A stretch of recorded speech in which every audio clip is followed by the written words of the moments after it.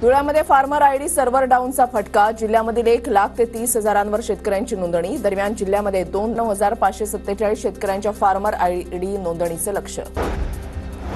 शिक्षकाकडून 2 विद्यार्थिनींचा विनयभंग. वाशिमच्या कारंजा तालुक्यामधील धक्कादायक घटना. पालकांकडून कारंजा ग्रामीण पोलीस स्टेशनमध्ये तक्रार दाखल. जळगावात मधमाशांच्या हल्ल्यामध्ये 10 जण गंभीर जखमी. जळगावात रायसोनी महाविद्यालयाच्या आवारामध्ये मधमाशांचा हल्ला.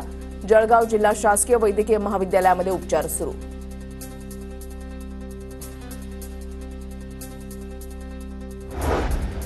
जळगावच्या यावल तालुक्यामध्ये बिबट्याच्या हल्ल्यामध्ये बालकाचा मृत्यू. माणकी शिवारामध्ये बिबट्याची दहशत. वन विभागाकडून बिबट्याचा बंदोबस्त करण्याची ग्रामस्थांची मागणी.